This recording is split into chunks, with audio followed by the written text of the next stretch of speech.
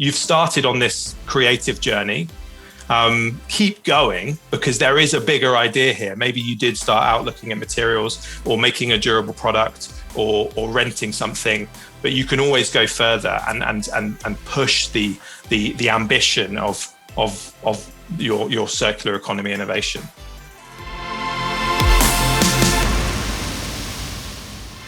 Design is essential for the circular economy.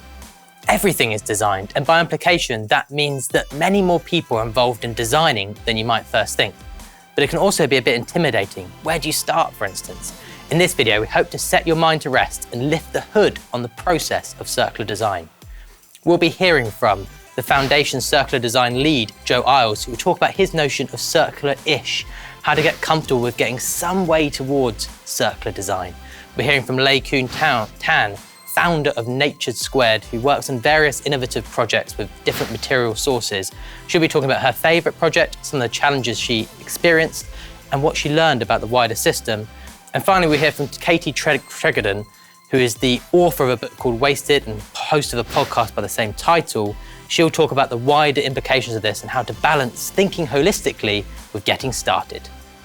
Because the good news is that the circular economy idea is really mobilized now. More and more people are talking about it, and thousands of designers and creative people, innovators from either by themselves or in small or large companies, they're all trying stuff out, which is amazing.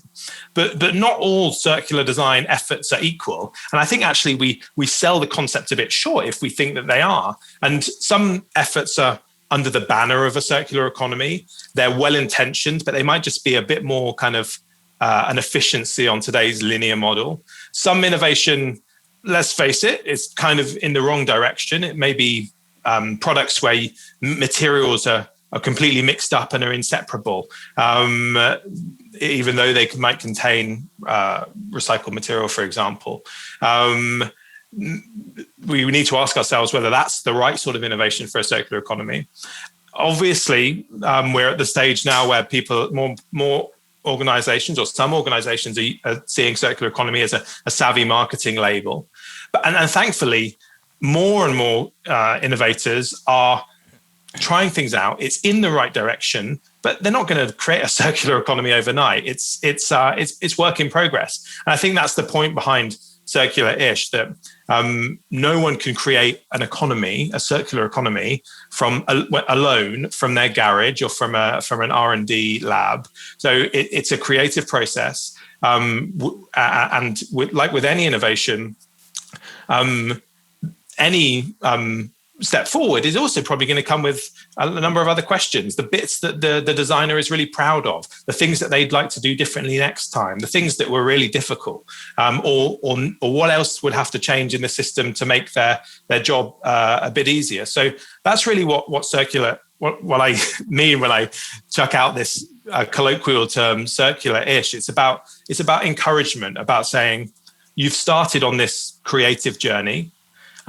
Keep going, because there is a bigger idea here. Maybe you did start out looking at materials or making a durable product or renting something, but you can always go further and push the ambition of your circular economy innovation.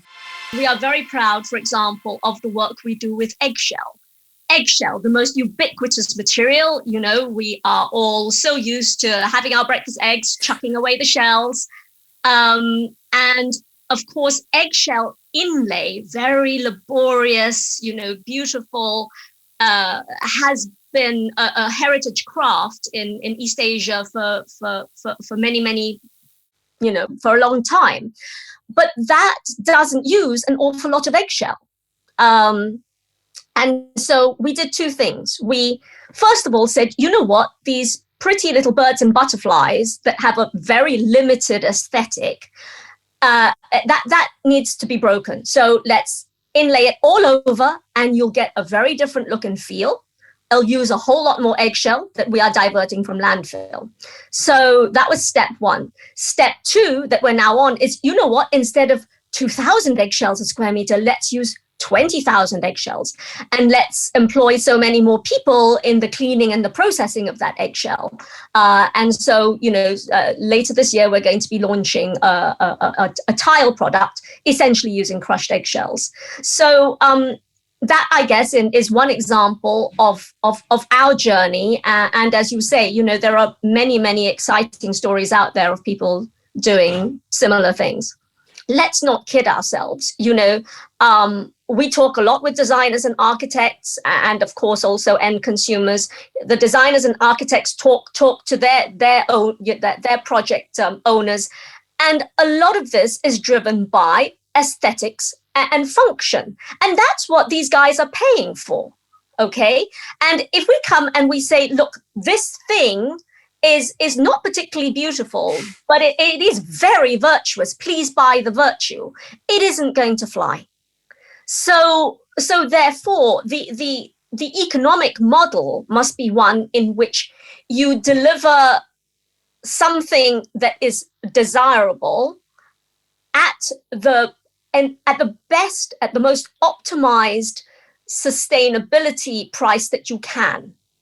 And the example that I often give is, look, we do what we do and we try and make it as circular as we can. But then an architect comes along and says, I need to put this in a public space, or I need to put this on a cruise ship. It needs to meet this flammability standard, or it needs to be a floor that's walked on. And in one stroke, you have put a coating, an additive, a something that as Katie says, negates an awful lot of it. But this is the real world we live in. And I'd rather have that opportunity, have that conversation, and carry on that path than lecture them and say, no, what a terrible thing to do. How could you possibly want this? There's an awful lot of designers who've sort of cottoned onto the idea of working with waste. But I think not all of them have necessarily taken that step further. And that's where I, again, think this idea of circular-ish is fascinating, because I think they've sort of said, I asked a lot of them, okay, so you're using waste in your product. What happens when your product becomes waste? And a lot of them would sort of say, oh, well, it's not going to, because I've designed it to last for ages and ages and ages. It's going to be handed down through generations. And my question is always, okay, and then what? What happens in, say, 500 years' time when your beautiful heirloom table is no longer of use? And that was a question that not all of them had fully resolved yet. And so I think it's important that, we don't shame people for not having got there. I don't think this sort of trend for environmental shaming is helpful. I think it's brilliant that people are taking those first steps, but I think it's important to acknowledge that there are more steps to go before we reach a circular economy. Just because you can turn waste into something new, should you? Can that lead to some unintended consequences? Yeah, I think the answer to that is yes and no. I think there's definitely huge argument in favour of using waste as a raw material. A lot of people have sort of said to me in the producing of the podcast, I also write a column for Design Milk called Circular by Design. A lot of people have sort of levelled the criticism, well, using waste is not circular because in a circular economy there is no waste. And you sort of think, okay, but we're not in a circular economy yet, so we've got a sort of the 200-year legacy of the linear economy, and there's an awful lot of waste in the environment that if we can scoop up and do something valuable with it, that would be a good thing. So firstly, I think it's not always a bad thing. I think there is a danger that you sort of legitimize waste and create demand for waste streams. So, plastic came about as a byproduct of the oil industry, and now in some ways is driving the extraction of oil. So I think we've got to be careful about that. But there are certainly examples where it's okay to legitimize a waste stream if you're using that waste in a product which can go back into the circular economy. So there's a city in Denmark where 11 companies have got together and formed 22 waste exchanges. One of them makes insulin, and the byproduct of that is spent yeast, and another company turns that spent yeast into biogas and fertilizer. So you can see how there are examples where reusing waste stops it from being waste at all. And actually, a lot of the designers in my book argued that we shouldn't be using this word waste. We should be talking about secondary materials or second life materials. So I think it can be valuable in that sense. I think it really depends on the process. You know, if you're trapping waste products in epoxy resin in a way that they can't be separated afterwards and they can't biodegrade, whereas that waste product could have previously biodegraded, then that's not a good idea.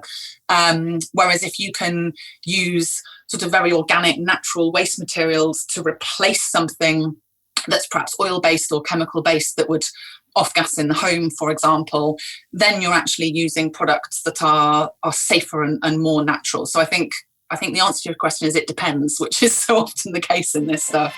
Yeah, lots of good reasons. And I think actually there's something really important about embarking on that journey, because that's how you start to learn. That's how you start to understand the bigger systemic implications. And I think, you know, there's a danger that we can just sort of get overwhelmed by this. You know, there's a reason they call it a wicked problem. It's so complicated and so interrelated. I think the worst outcome is we can sort of say, oh, it's all too complicated, I can't. You know, whereas I would really encourage designers, makers, craftspeople, anybody sort of working even in the broadest creative industries to start. And I think that's how you learn. And your first project might turn out not to be the one that's going to make a difference, but you'll learn so much from that first project to invest into a second project. And I think the second thing I'd say is none of us are going to solve this problem on our own. This problem is going to be solved by lots and lots and lots of people all chipping away at their little bit of the problem. So I think if your problem is not going to save the world on its own, that's okay. Thanks for watching this video.